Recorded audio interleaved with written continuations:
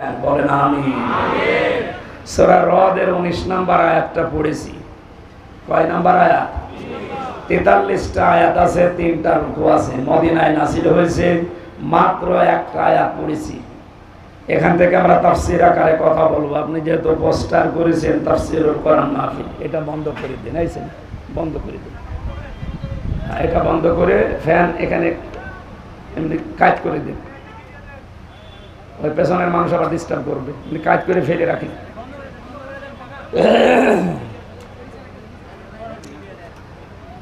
আমার ভাইরা, কোরআনে কারীম থেকে কথা শুনতে হলে আমি এর আগে বহু তাফসীর মাহফিলে বলেছি 5টা বিষয় খেয়াল করা লাগে। কয়টা? এটা যেহেতু ওয়াজ মাহফিল না, ইসালে সওয়াব না, মিলাদ মাহফিল না, ওরস শরীফ না, নওরস শরীফ না, খসরস শরীফ না, এটা তাফসীর মাহফিল। আর তাফসীর করেন সরাসরি রাসূলুল্লাহ। রাসূলুল্লাহ এখন নেই, ওই দায়িত্ব এখন রাসূলের ওয়ারিসদের। সুতরাং মেম্বারটা অনেক দামি জায়গা, এটা বড় আমানত। এই আমানতটা যদিও আজ অনেকে উল্টাপাল্টা করে নাচানাচি করে নষ্ট করে ফেলেছে, আমরা এটা নষ্ট হতে দিতে চাই না। যতটুকু পারি হক আদায় করে এখান থেকে কথাগুলো ডেলিভারি দিতে চাই ইনশাআল্লাহ। কণ্ঠটা আল্লাহ তোমার কাছে আমি ভিক্ষা চাচ্ছি, একটু ছেড়ে দাও, জবান করে পড়ে আউযু বিল্লাহি মিনাশ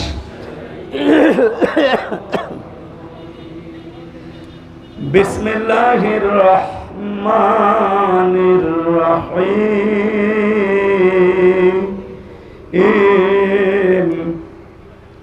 আফামান ইয়ালামু আন্নামা উনজিলা ইলাইকা মির রাব্বিকাল হক কামান হুয়া আ'মা ইন্নামা ইয়াতাযাক্কারু উলুল আলবাব।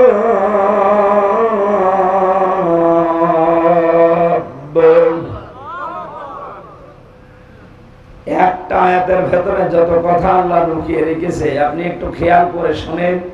এই আয়াতই আপনাকে আজকে জান্নাতের পথ দেখিয়ে দিতে সক্ষম ইনশাআল্লাহ।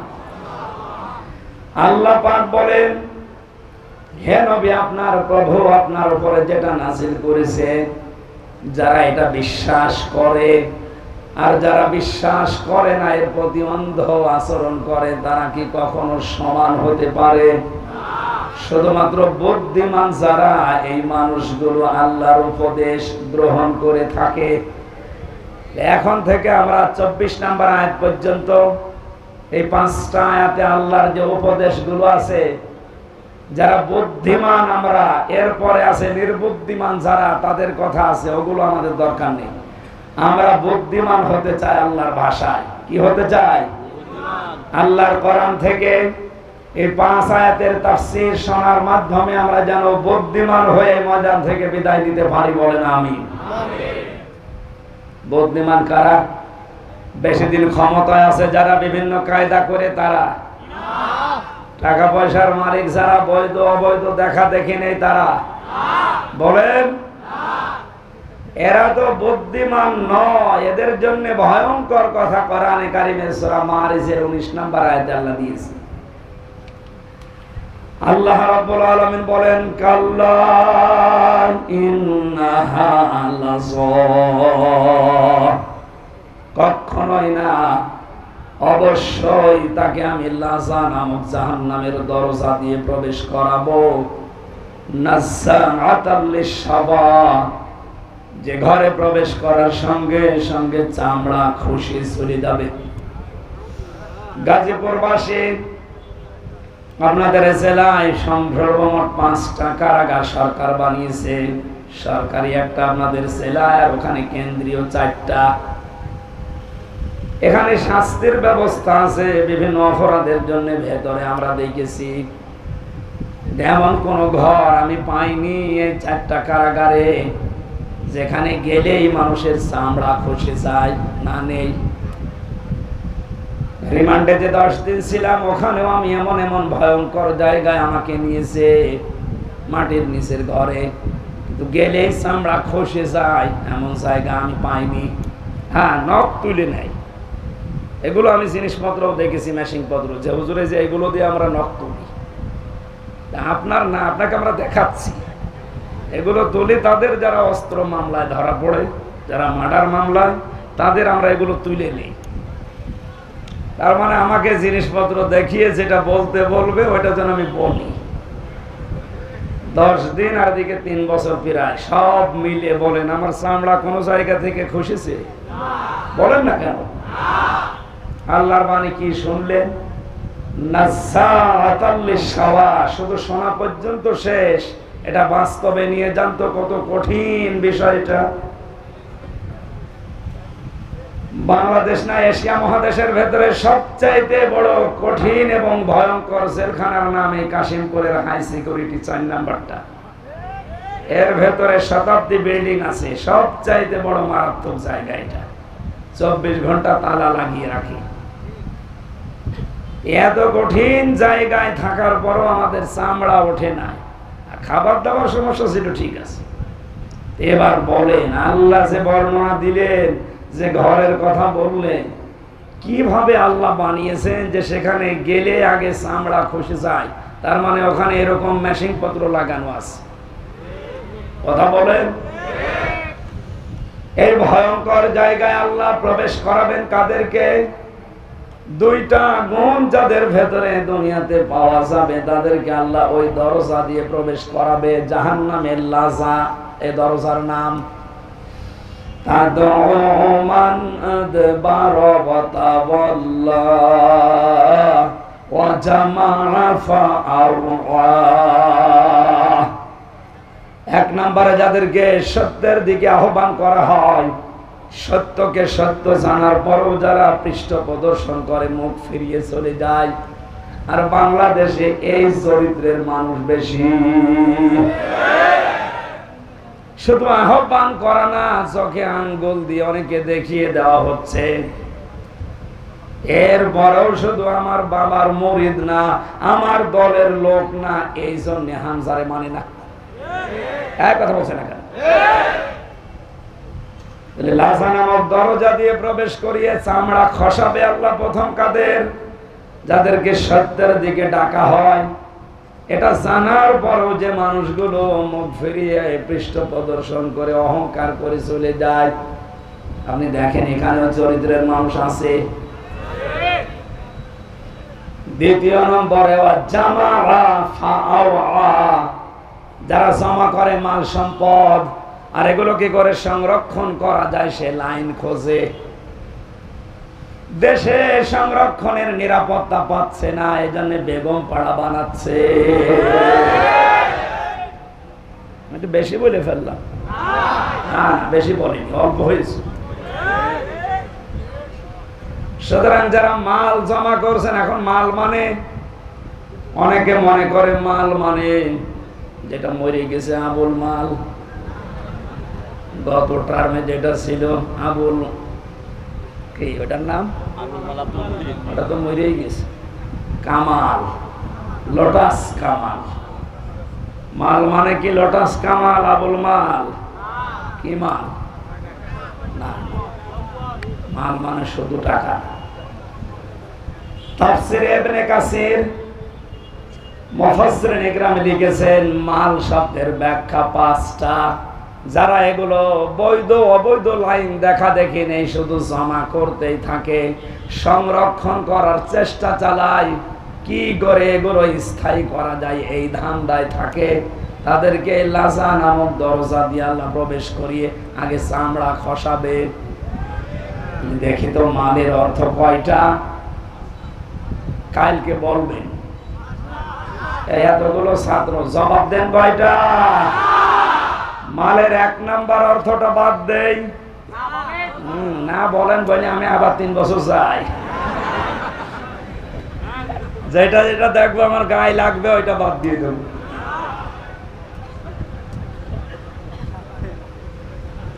মালের প্রথম অর্থই হচ্ছে চেয়ার।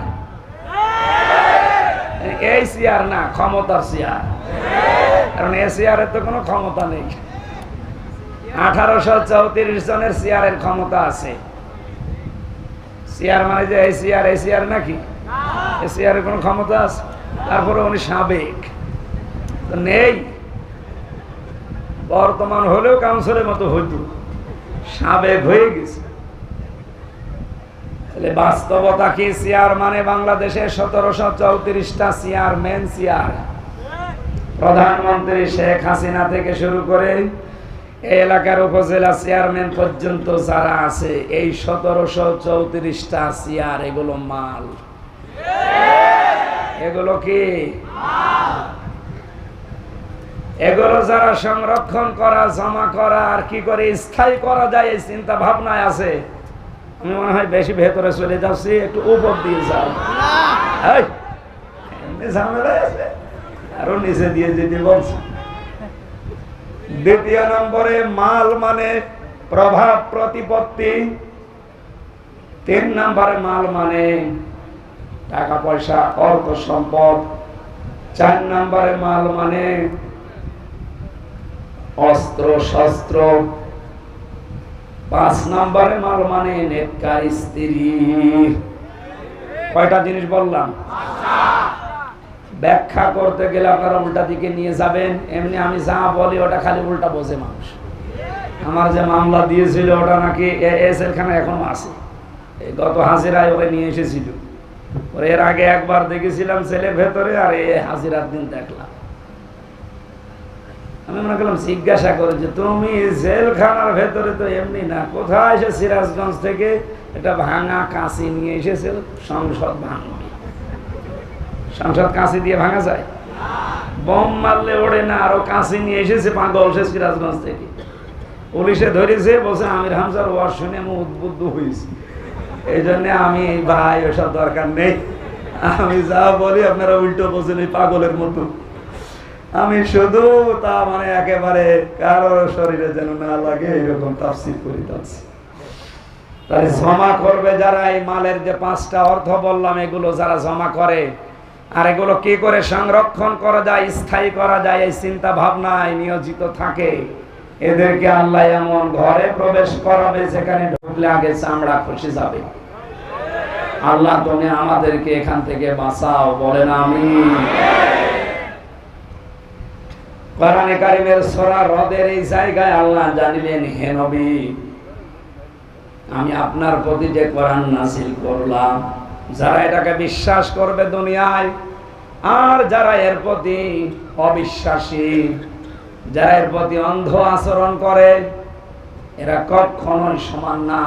বুদ্ধিমান লোকেরাই কেবলমাত্র আমি আল্লাহর উপদেশ গ্রহণ করে থাকে। আল্লাহর উপদেশ তাদের জন্য কাজেও লাগবে। আল্লাহ পাক বলেন, ফাদাক্কির বিল কুরআনি মান ইয়াখাফু ওয়াঈদ। So admonish and or by the Holy Quran him who face my threat. হে নবী, কোরআন দিয়ে এই বুদ্ধিমান মানুষগুলোকে সুসংবাদ দেন, সতর্ক করেন যে মানুষগুলোর ভেতরে আল্লাহর ধমকের ভয় আছে। আমরা যত বড় শরীরের অধিকার হই, যতদিন ক্ষমতায় থাকি না কেন, মুসলমান যারা দাবি করছি, অবশ্যই আমাদের ভেতরে আল্লাহর ধমকের ভয় আছে। এক কথা বলেন। এই জন্য আমরা যেহেতু বুদ্ধিমান, আল্লাহর ধমককে আমরা ভয় করি, তার উপদেশ আমাদের কাছে আসবে। আল্লাহ এবার উপদেশ আরম্ভ করছেন। আল্লাহ রাব্বুল আলামিন বলেন, বুদ্ধিমান বিবেক সম্পন্ন মানুষ কারা জানো? যাদের ভেতরে এই গুণগুলো দুনিয়াতে দেখতে পাবে, তারা এই দুনিয়ায় আমি আল্লাহর ভাষায় বুদ্ধিমান। আল্লাযীনা ইউফুনা বিআহদিল্লাহ ওয়া লা ইয়ানকুদুনাল মিসাক। দুইটা কথা পেলাম এই আয়াতে, আপনি নিজের সাথে সব সময় মিলাবেন। 1 নম্বরে যারা আল্লাহকে প্রদত্ত অঙ্গীকার রক্ষা করে, 2 নম্বরে প্রতিজ্ঞা করার পরে যারা ভঙ্গ করে না। এবার আসেন তো এই 2টা শব্দ নিয়ে আমাদের বাস্তব জীবনে যায়। আল্লাহর সাথে দেওয়া অঙ্গীকার যারা দুনিয়াতে রক্ষা করতে পারবে, আল্লাহর সাথে অঙ্গীকার আমাদের কয়টা? বলেন বলেন। আমার এই কথা শুনতে হলে ভেতরে কিছু থাকা লাগবে। একেবারে কিচ্ছু জানেন না, বম্বাস্টিক মার্কা, তাহলে আমারও বোঝাতে সমস্যা। আমরা আল্লাহর সাথে অঙ্গীকার কয়টা? একটা করেছিলাম রূহের জগতে। উনি আমাদেরকে জিজ্ঞাসা করেছিলেন,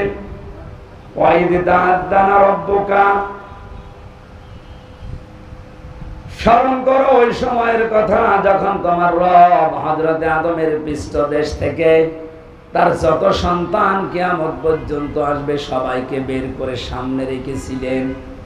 জিজ্ঞাসা করেছিলেন, আলাস্তু বিরব্বিকুম, আমি কি তোমাদের রব না? যত রূহ আমরা ওই জায়গায় ছিলাম, এক বাক্যে বলেছিলাম, ক্বালু বালা, অবশ্যই আপনি আমাদের রব।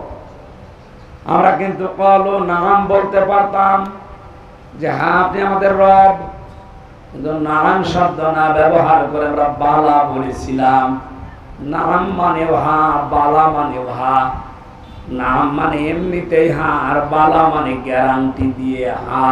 বলে সুবহানাল্লাহ। ওই সময় আল্লাহ পাক ডান হাত, কুদরতি হাতকে এভাবে মেলে ধরেছিলেন। এর ভেতরে যত রূহ দেখা গেছে আদমের সন্তানদের, নবীজিকে আল্লাহ হযরতে আদমকে শুনিয়েছেন, আদম এগুলো তোমার সব জান্নাতি সন্তান। বাম হাত এভাবে বের করে যখন মেলে ধরলেন, এখানে যে রূহগুলো ছিল আল্লাহ পাক বলেছিলেন এগুলো তোমার সব জাহান্নামী সন্তান, দুর্ভাগাইরা। আমাদের এখন প্রশ্ন আসতে পারে, তাহলে দুই হাতের ভেতরে আমরা যে হাতে আছি, ওই হাতের ভেতরে যদি থাকতে পারি তাহলে আর ভালো কাজ করেই করবো কি, আর খারাপ কাজ করেই করবো কি? যা লেখা হওয়ার হয়ে গেছে নাকি? এর জবাব দিয়েছেন যারা হাদিস বিশারদ, মুহাদ্দিসিন ইকরাম বলেন, মহান আল্লাহ যে হাতগুলো দেখিয়েছেন ওই দিন আমাদের কাছ থেকে জবাব নেওয়ার পর, যে আদম তোমার এই সন্তানগুলো জান্নাতি, এই সন্তানগুলো জাহান্নামী, কিয়ামত পর্যন্ত পৃথিবীর ময়দানে আমি এদেরকে পাঠাবো, তার ভেতরে আমরা আছি। জবাব হচ্ছে এইটাই, যাদেরকে আল্লাহ ডান হাত থেকে বের করেছিলেন, কিয়ামত পর্যন্ত ওরা আসবে দুনিয়ায়, ওদেরকে দিয়ে আল্লাহ জান্নাতে যাওয়ার কাজগুলো করিয়ে নেবেন। রাত 3:30টার সময় ঘুমিয়েছে, 4:30টার সময় আযান দিচ্ছে ফজরের। মাত্র 45-50 মিনিট ঘুম হওয়ার পরে স্ত্রী ডাক দিচ্ছে, তাড়াতাড়ি করে ওঠো, ফজরের নামাজের সময় হয়ে গেছে। ও তাড়াতাড়ি উঠে নামাজ পড়তে পারলে ওর কাছে আনন্দ লাগে। এক কথা বলেন না কেন? ঠিক আর একটা লোক রাত 9টার সময় ঘুমিয়েছে, রাত 4:30টার সময় আপনি তারে ডাক দিচ্ছেন, 8টা-9টা ঘন্টা মরণের ঘুম ঘুমিয়েছে, ফজরের নামাজে ডাক দিলে এখনো পর্যন্ত বলে আমার ঘুম হয়নি, ডিস্টার্ব করনি কেন? আপনি ধরে নিতে পারেন আপনি আছেন ডান হাতে আর ওই লোকটা আছে ওই বাম হাতে।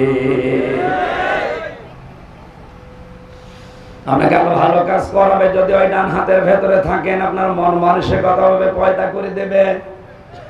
লা ইয়াস্তাউই আসহাবুন নারি ওয়া আসহাবুল জান্নাহ, আসহাবুল জান্নাতি হুমুল ফাইজুন।